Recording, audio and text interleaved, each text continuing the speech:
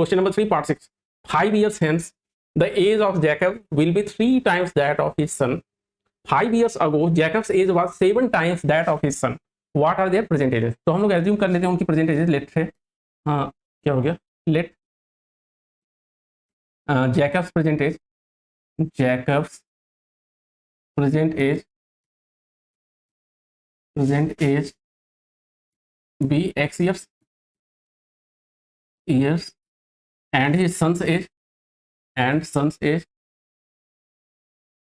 Equal to y years. ठीक है, मान लो y years है.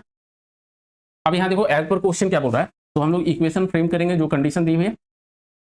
देखो क्या बोल रहा है, 5 years hence, मतलब अभी जो समय है उसके 5 साल के बाद. ठीक है, 5 साल के बाद जैकब बोल रहा है कि the age of Jacob will be 3 times of his son. तो सबसे पहले 5 साल के बाद जैकब की एज कितनी रहेगी आप बताओ. x अभी है तो 5 साल के बाद x + 5 हो जाएगी, और सन की एज अभी y है तो सन भी तो 5 साल बड़ा होगा ना, तो y + 5 लिख लें. अब क्या बोल रहा है कि जैकब की उस समय जो एज होगी वो सन का 3 टाइम्स होगा, तो मतलब कि इसका 3 से मल्टीप्लाई करोगे तभी दोनों साइड आपका इक्वल होगा.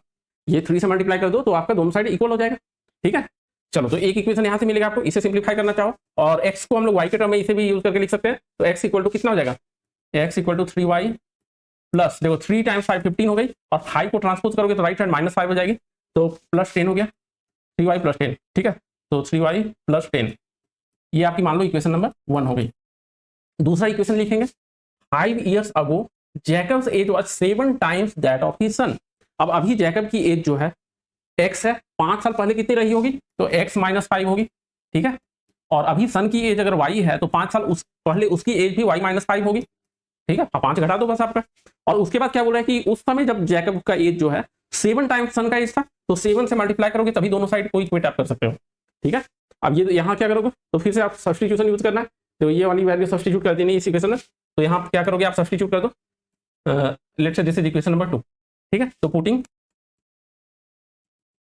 x from 1 into 1 in equation number 2, x के प्लेस पर 3y + 10, तो ये हो जाएगा 3y + 10, और ये -5 तो है ही, बराबर राइट साइड देखो सिंप्लीफाई करोगे 7y - 35 हो जाएगा, 7y - 35.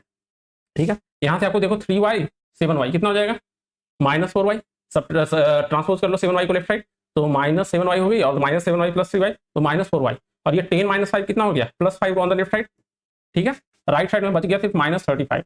अब ये देखो ट्रांसपोज करोगे राइट साइड तो -5 हो जाएगी, तो -40 मतलब कि -4y बराबर -40.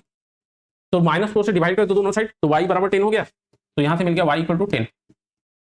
ठीक है, y = 10 मिल गया. यूजिंग इक्वेशन नंबर 1 आप x सॉल्व कर लो. तो फ्रॉम इक्वेशन 1 x = 3y मतलब 3 टाइम्स 10 + 10 मतलब कि ये 40 हो गई. ठीक है, हेंस हमें क्या फाइंड करनी, प्रेजेंट एज ऑफ. ठीक है, उनके present age, hence Jacob's age means present age ही मैं लिख रहा हूं, तो ये आपका हो गया 40 इयर्स. एंड सन्स एज जो हो जाएगा आपका, सन्स एज 10 इयर्स है, 10 इयर्स. यही आपका आंसर हो गया. बाई चांस अगर थोड़ा भी डाउट हो अगर आपको अपने आंसर पर, तो क्या करो चेक कर सकते हो. अब जो कंडीशन बोल रहा है अगर मैं 40 और 10 लेता हूं तो 5 साल के बाद कितना हो जाएगा, 45 ये हो जाएगा, और ये 15 हो जाएगा. देख रहे हो एक्चुअली 3 टाइम्स है. दूसरा 5 साल पहले ये आपका 35 रहा होगा, और ये 5 रहा होगा, तो 35 इज 7 टाइम्स 5. ठीक है, तो वहां से भी हमारा आंसर जो है वेरीफाई हो रहा है, मतलब हमारे आंसर बिल्कुल करेक्ट है. ठीक है.